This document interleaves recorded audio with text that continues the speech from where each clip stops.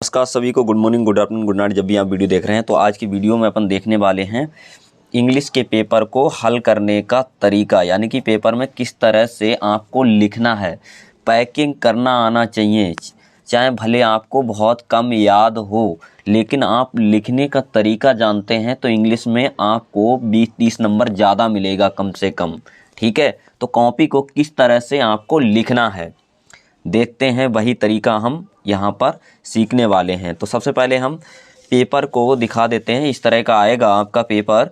तो इसमें दिया होगा सेक्शन ए। सेक्शन ए में आपको एक पैसेज दिया होगा, ठीक है, और पैसेज से संबंधित प्रश्नों के आपको उत्तर देने होते हैं। तो पहले प्रश्न में आपको एक पैसेज मिलेगा और इस तरह का पैसेज होगा, मैं यहाँ पे दिखा रहा हूँ, और इसी को आपको सॉल्व करना होता है। इससे संबंधित प्रश्न ये बहुत ही सरल होते हैं, ठीक है। सिर्फ प्रश्नों के उत्तर हमें छांटने होते हैं, इसी में दिए हुए होते हैं, ऐसे समझिएगा।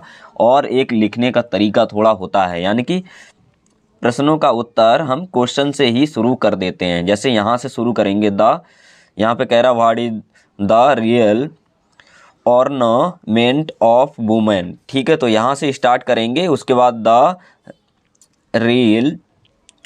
रियल ऑर्नामेंट ऑफ वुमेन यहाँ पे लगाएंगे इज, क्योंकि ये वाक्य हमारा प्रेजेंट टेंस में है तो प्रेजेंट में ही रखिएगा, इज लगाएंगे। उसके बाद इसका आंसर यहाँ से शुरू कर देंगे।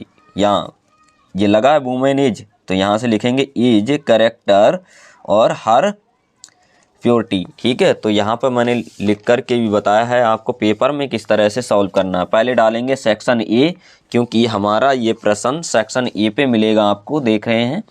उसके बाद पैराग्राफ के शुरू के 2 शब्द लिख दीजिएगा और लास्ट के 2 शब्द, ठीक है। ये वाला ब्यूटी ऑफ सोल, इससे पता रहेगा कि आप इस पैसेज के आंसर लिख रहे हैं, ठीक है। तो पहले सबसे पहले सेक्शन डालेंगे, फिर आंसर नंबर 1 डालेंगे, ठीक है। इसी तरह से फिर जिस पैसेज को सॉल्व कर रहे हैं उसके शुरू के 2 शब्द, लास्ट के 2-3 शब्द लिख देंगे। उसके बाद इसका पहला प्रश्न का आंसर लिखेंगे इसी प्रकार से। जैसे यहाँ से मैंने लिखा the real ornament of women is, ठीक है, तो ये लिखा हुआ है। उसके बाद इसमें जोड़ना है, यहाँ से ये इसमें देख लेना, देखो यही सारे शब्द मिले लिखे हुए हैं, है ना। तो यहाँ से हर करेक्टर ही हर प्योरिटी इतना जोड़ करके इसे कंप्लीट कर देना, यही सब कुछ लिखा हुआ है यहाँ पे, ठीक है। अगला इसी में प्रश्न है, देखते हैं। इसमें दिया है ये what thing has been called a sacrifice by the Bhagavad Gita, ठीक है। तो भगवत गीता ये वाला यहाँ पे आपको मिल जाएगा, ये लिखा है, ठीक है। तो यहाँ से स्टार्ट करेंगे द भगवत गीता, ठीक है, द भगवत गीता। उसके बाद जोड़ देंगे ये हैज से लिखना स्टार्ट करेंगे, ये हैज, ये दूसरा आपका आंसर है बी वाला, ठीक है। तो बी वाला यहाँ से लिखेंगे और जहाँ तक फुल स्टॉप मिले वहाँ तक लिखते चले जाओगे, यहाँ तक, ठीक है। पेपर में आपको इसी तरह से लिखना है जैसे कि मैंने यहाँ पे लिखा है, ठीक है। तो आंसर नंबर 1 डालना है, तो ये ए का आंसर हो गया, ये पहले का बी का आंसर हो गया, ठीक है। तो इसी तरह से आपको पेपर में छापना है। इसी प्रकार से पहले का सी इधर डाल देंगे, ठीक है। उसके बाद इसका आंसर लिखेंगे, ठीक है। तो यहाँ पे सी वाला दिया है, ठीक है। What is the considered to be a greater sacrifice, ठीक है। तो इसका आंसर यहाँ से मिलेगा आपको, यहाँ से, और जहाँ फुल स्टॉप मिले वहाँ तक लिखते चले जाएंगे, ठीक है। ऐसे ही अगला है हमारा ये वाला, ठीक है। Here does the real ornamentation lie, ठीक है। तो यहाँ से इसे स्टार्ट करेंगे और ये लाई है तो लाई का जो ईएस इसमें लग जाएगा, लाइज हो जाएगा, ठीक है। प्रेजेंट इंडिफिनिट टेंस में रखिएगा। तो यहाँ पे लाइज सीधे लिखा हुआ है, यहीं से इसे जोड़ते चले जाइए लास्ट तक, इसका आंसर हो जाएगा। और मैंने लिखने का तरीका आपको बता ही दिया किस तरह से आपको लिखना है, ठीक है। उसके बाद यहाँ पे अच्छा, यहाँ पे मीनिंग पूछ रहा है, which word in the passage means spotless. तो इसका लिखने का तरीका भी मैं पूरा पेपर बताऊंगा, कंप्लीट पेपर देख करके ज़रूर जाइएगा, ठीक है। आपको एग्ज़ाम में ये पेपर बहुत ही फ़ायदा पहुंचाएगा।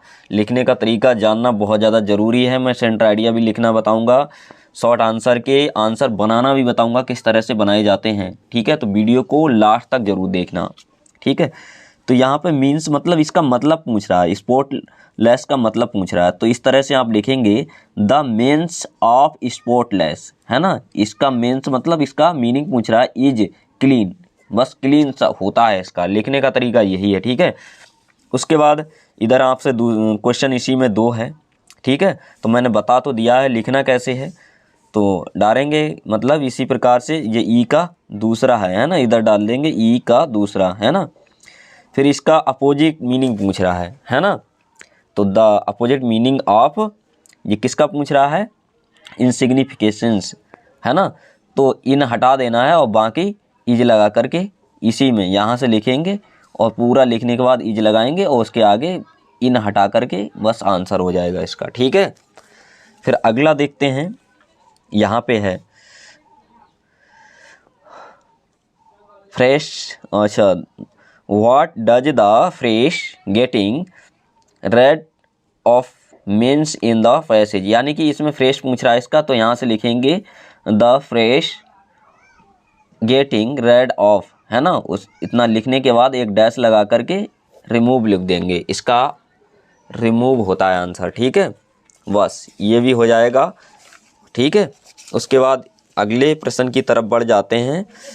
आर्टिकल पूछ रहा है, आर्टिकल राइटिंग, है ना। इससे 100 से 150 शब्दों में लिखना होता है, 150 नंबर मिलते हैं यहाँ पे, ठीक है। चैलेंज बिफोर आवर कंट्री, ठीक है। तो इसका इस तरह से आपको लिखना है, ये सेक्शन बी पे मिलेगा आपको, ठीक है। तो जैसे मैंने यहाँ पे लिखा है सेक्शन बी, ठीक है, और आंसर नंबर 2, और मान लीजिए आप इसमें 3 मिले हैं आपको, first second a b c, है ना। इनमें से कोई सा एक कर रहे हो, मान लो चैलेंजेस बिफोर आवर कंट्री कर रहे हैं, तो हेडिंग बनाएंगे चैलेंजेस बिफोर आवर कंट्री, फिर इसके बारे में आपको लिखना है।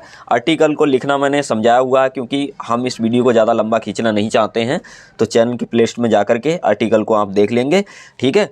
10 नंबर चाहते हैं तो ज़रूर से देख लें उसे, ठीक है।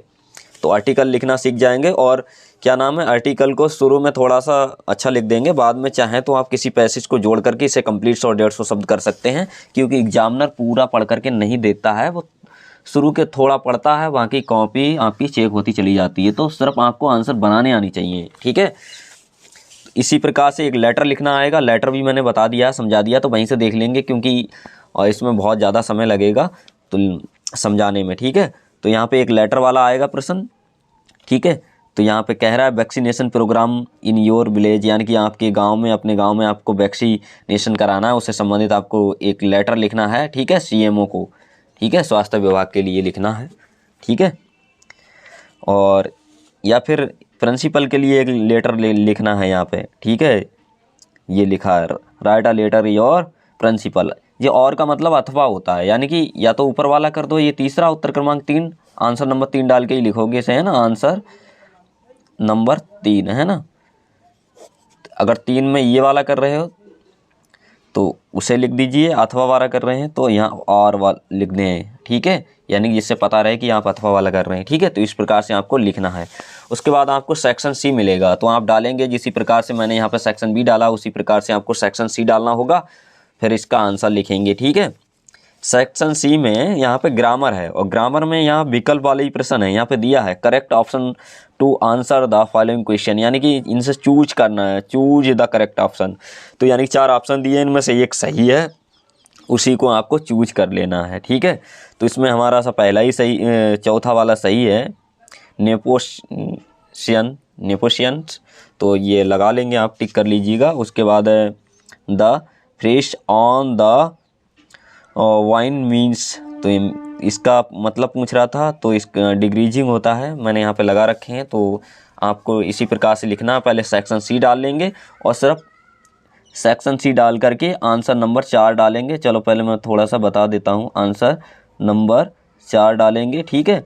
4 डालने के बाद आपका ये पहला था, चौथे का ए इधर डालेंगे, इधर एक लाइन खींची रहती है ना इस तरह की, तो ऐसी लाइनें होती हैं फिर, है ना।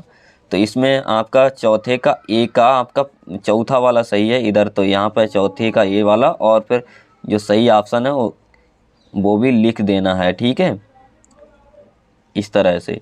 ऐसे ही चौथे का आप अगला कर रहे हैं, चौथे का बी वाला करेंगे, ठीक है, इसमें आपका तीसरा सही है तो यहाँ पे तीसरा सही, और जो भी लिखा है इसमें डिक्रीजिंग लिखा है तो ये आपको लिखना है साथ में, ठीक है। इस तरह से अच्छी राइटिंग में आप लिखना, ठीक है। इस तरह की भी पेपर में आपको लाइन्स बना लेनी है। ये लाइन दिख रही है ना, ये खींच लेना है आपको। कॉपी मिल जाएगी और मतलब पेपर मिलने से पहले कॉपी मिल जाती है, तो आपको 5 मिनट में ये लाइनें सारी बना लेनी है जल्दी जल्दी से, ठीक है, इस तरह की। और इधर दूसरे मान लीजिए उत्तर क्रमांक 2 है तो उस आंसर नंबर 2 डाल करके, अगर पहला कर रहे हैं ए वाला कर रहे हैं तो इधर 2 का ए ज़रूर डालना है, ठीक है। इसी प्रकार से सारे प्रश्नों के आपको उत्तर देने हैं, ठीक है। अब देखते हैं अगला प्रश्न इसी प्रकार से। डिस्पाइस का यहाँ पे सिनोनिम से पूछ रहा है, यानी कि पर्यायवाची जैसे शब्द है ना, तो इसका होता है हेट, ठीक है। तो हेट पे आप लगा लेंगे इसी प्रकार से। अच्छा, उसके बाद यहाँ पे पूछ रहा है Rohit has gone before his father कम, यानी कि इसमें क्या पूछ रहा है, which word in the above sentence is error, मतलब इसमें कोई त्रुटि है, कमी है, वो आपको ठीक कर देनी है। और मतलब इसमें कौन से में कमी है, तो यहाँ पे जो लिखा है ना, ये कम लिखा है, इसमें कमी है, इसकी जगह होना चाहिए केम। तो यहाँ पे हमारा कमी किस में है, एरर किस में है, कम में है, तो ये चौथा ऑप्शन हमारा सही हो जाएगा। तो पेपर इसी प्रकार से आने वाला है आपका, बिल्कुल टेंशन ना ले, इसे थोड़ा सा समझ ले। उसके बाद एंटोनिम्स आएगा आपके पेपर में, है ना। सेवर का पूछ रहा है एंटोनिम्स, यहाँ the antonyms of saver is, तो यहाँ पे इसका पहला ही ऑप्शन सही है, मिल्ड, ठीक है। एंटोनिम्स का मतलब होता है विलोम शब्द, तो आपको विलोम शब्द भी पूछा जाएगा, पर्यायवाची भी पूछे जाएंगे, ठीक है। तो पेपर में ये सारे प्रश्न आप तैयार करके जाना है। और अभी देख लीजिएगा पेपर को लिखना कैसे है, तो मैंने बता दिया, इसी प्रकार से आपको लिखना रहेगा एग्जाम में, ठीक है। उसके बाद अगला प्रश्न देखते हैं, 5वें का ए है ना, तो उत्तर आंसर नंबर 5 ए डालेंगे ऐसे करके पेपर में, है ना, जैसे मैंने बताया आंसर नंबर 5 है ना, और 5 का ए है तो ए डाल देंगे, ठीक है। फिर इसे सॉल्व करिए, और 5 का ए का तुम आप कर रहे हैं फर्स्ट वाला, है ना, ये वाला मान लीजिए, तो इधर डाल देंगे फर्स्ट, है ना। और फिर रोहित सैड, इसमें पूछ रहा है मतलब इनडायरेक्ट नरेशन पूछ रहा है ना, लिखा है इनडायरेक्ट नरेशन, यानी डायरेक्ट इनडायरेक्ट वाले सेंटेंस भी आपको एक आएगा, डायरेक्ट इनडायरेक्ट 2 दिए होंगे पेपर में, कितने होंगे, 2 में से एक करना है। देखो यहाँ पे लिखा एनी वन, जहाँ कहीं पे लिखा हो एनी वन उसका मतलब एक ही करना है यहाँ पे, ठीक है। तो मोहित सैड टू रीता, तो आप इस तरह लिखेंगे, मोहित सैड टू हमेशा आस्केड में बदल जाता है, रीता, उसके बाद है why did you stop here, तो why she had stopped there, मतलब ये यू है जो सी में बदल जाएगा रीता के हिसाब से, है ना। और क्या नाम है, उसके बाद हेड लगेगा और इस थर्ड फॉर्म स्टॉपेड हो जाएगा। उसके बाद जो यहाँ पे हियर का दियर हो जाता है, ठीक है, डायरेक्ट इनडायरेक्ट में, ठीक है। तो इस प्रकार से आप बना देंगे, ये 2 अंक का है, एक ही बनाना है, 2 दिए हुए हैं, बस आगे बढ़ जाते हैं। उसके बाद है कंबाइन एनी वन, मतलब किसी एक को कंबाइन करना है, जोड़ना है, ठीक है। तो इस प्रकार से आपको एक पेपर में क्वेश्चन मिलेगा, ठीक है, फॉलोइंग एज द डायरेक्टेड, मतलब इसको आपको ये ब्रैकेट के अंदर दिया है, इसी के अनुसार बनाना है। The thief was punished, the thief was fined, तो यहाँ पे कंपाउंड सेंटेंस है। कंपाउंड का मतलब होता है जो सेंटेंस 2 है इसे एक बनाना है जोड़ करके, कंजक्शन का प्रयोग ज़्यादातर होता है यहाँ पे, तो एंड लगा देना है, सॉरी एंड लगा करके पूरे सेंटेंस को जोड़ करके लिख देना है, ठीक है। The thief was punished and the thief was fined, ठीक है। तो एंड लगा करके ये पूरे सेंटेंस को आप कंप्लीट कर देंगे, ठीक है। फिर आगे बढ़ जाते हैं, इसी प्रकार जल्दी से देख लेते हैं बाकियों के क्वेश्चन के आंसर, है ना। तो यहाँ पे दिया है, और ट्रांसफॉर्म एनी वन, मतलब कोई एक इसमें से भी करना है, ट्रांसफॉर्म पूछ रहा है any one of the following as directed, मतलब ब्रैकेट के अनुसार आपको चेंज करना है। तो यहाँ पे या तो इसे कंपैरेटिव डिग्री पूछ रहा है या फिर पैसिव वॉइस बना दीजिए। तो पैसिव वॉइस वाला बहुत सरल है, इससे बना सकते हैं व्हाट मेड यू हैव, एक ही तो करना है इसमें 2 में से, ठीक है, हैप्पी, तो व्हाट, और पता है आपको जो हैप्पी इधर आ जाएगा, मेड टू यू हो जाएगा, इसका पैसिव वॉइस मैंने बना दिया, what happy made to you, ठीक है। तो इम्पॉर्टेंट है, इसे देख करके जाइएगा पूरे पेपर को बहुत अच्छे से, ठीक है। उसके बाद बहुत सरल पेपर है, ठीक है। करेक्ट एनी वन, मतलब एक को सही करना है, यहाँ पे 2 दिए हैं, 2 में कमियां हैं थोड़ी सी, इसे सही करना है। He could not secure passing marks, तो यहाँ पे सिक्योर द पासिंग मार्क होना चाहिए, सिर्फ यहाँ पे एक कमी है, दा लग जाएगा। ठीक है, तो छोटी छोटी एरर कहीं कहीं पर होती हैं तो उन्हें आपको सही करना होता है। 2 नंबर मिलते हैं इसके लिए, फ्री के हैं बिल्कुल। ठीक है, आई बात समझ में। तो इस तरह से आपको एक प्रश्न मिलेगा। अगले प्रश्न में क्या रहा है, यूज एनी वन, मतलब कोई एक, है ना, यानी कि 2 दिए हैं, फर्स्ट सेकंड, कोई एक करना है। कहीं पर अगर एनी वन दिया है तो उसका मतलब होता है एक। ठीक है, फॉलोइंग पेयर, पेयर का मतलब यहाँ पे जोड़ा दिए हैं, of words in your one sentence, मतलब इनसे एक एक आपको सेंटेंस बनाना है अलग अलग प्रकार से। ठीक है, तो एक इस पेन से बनाना है, एक पेन से बनाना है। ठीक है, तो इन्हें बीच में कहीं भी सेंटेंस में यूज कर देना, एक सेंटेंस बन जाना चाहिए। मैंने जैसे कि यहाँ पे बना दिया, सी वाज फीलिंग, यहाँ पे ये पेन शब्द बीच में आ गया, इन हर हैड।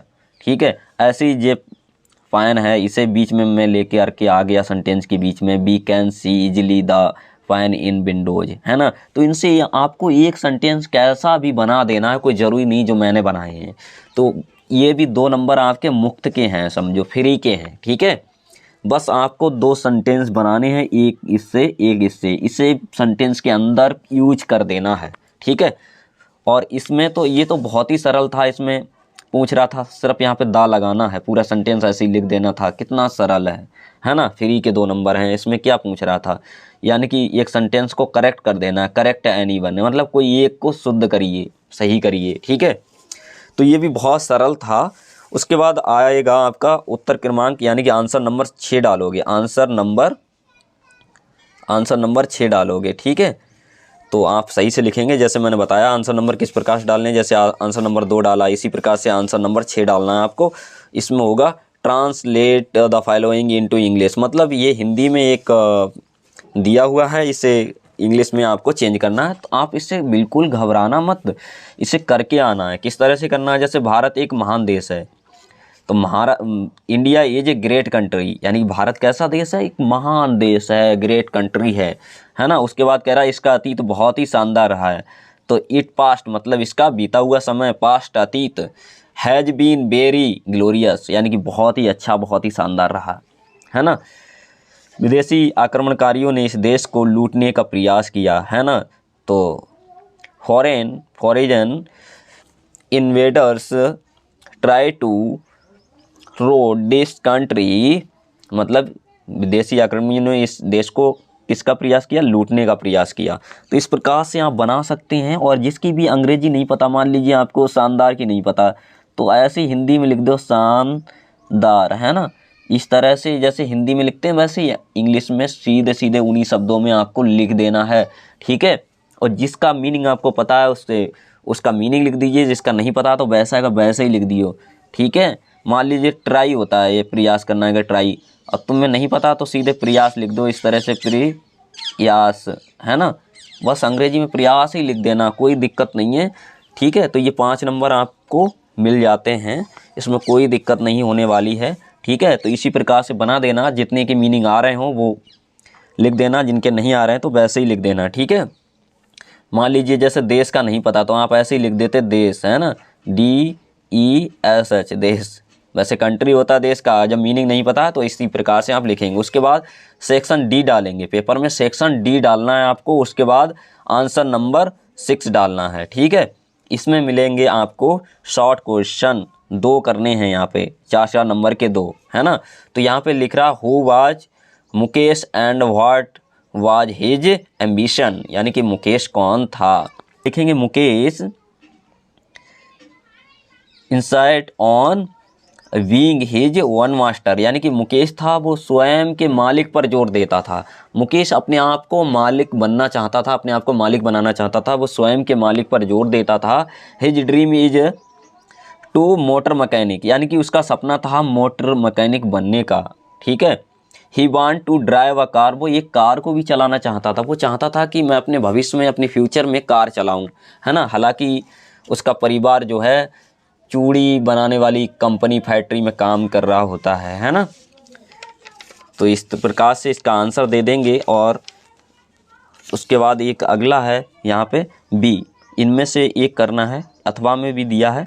यहाँ पे लिखा हैमल says, what did हैमल says about the French language, यानी कि हैमल ने फ्रेंच लैंग्वेज के बारे में क्या कहा?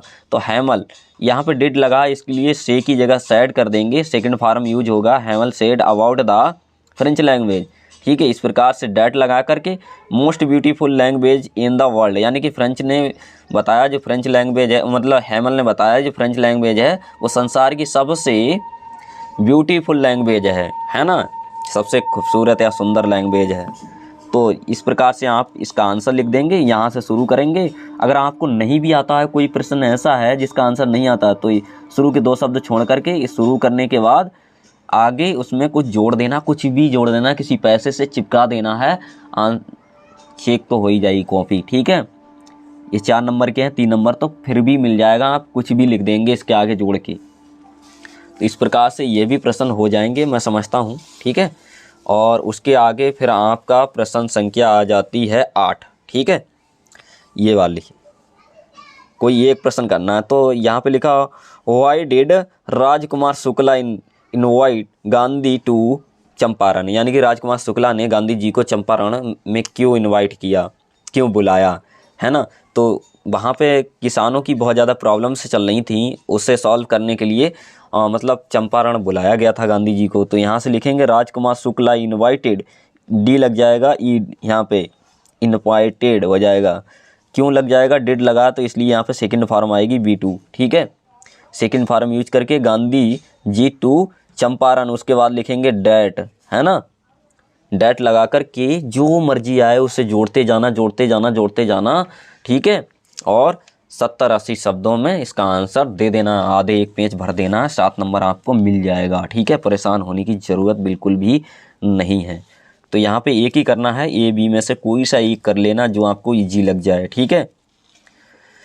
उसके बाद आएगा एक पैसेज, और पैसेज में इस तरह के क्वेश्चन के आंसर देने हुआ फ्रॉम गैस्टी वेव, तो इसके बारे में लिखना है यहाँ से गैस्टी वेव अबाउट, उसके बाद इसे यहाँ से जोड़ करके लिख देने हैं, ठीक है। तो इसी प्रकार से आपको पेपर से ही आंसर को उठाना है। यहाँ शुरू के 2 शब्द हटाएंगे दूसरे बी वाले में, फिर यहाँ से इधर लिखते चलेंगे। इसके आगे ये आर है तो आर यहाँ पे उठा करके रख देंगे। उसके बाद ये वाला शब्द देखो, यही है सब कुछ, द पेपर सीइंग बॉय, है ना। तो इसके आगे इतना जोड़ देंगे, बस इसका आंसर हो जाएगा, ठीक है।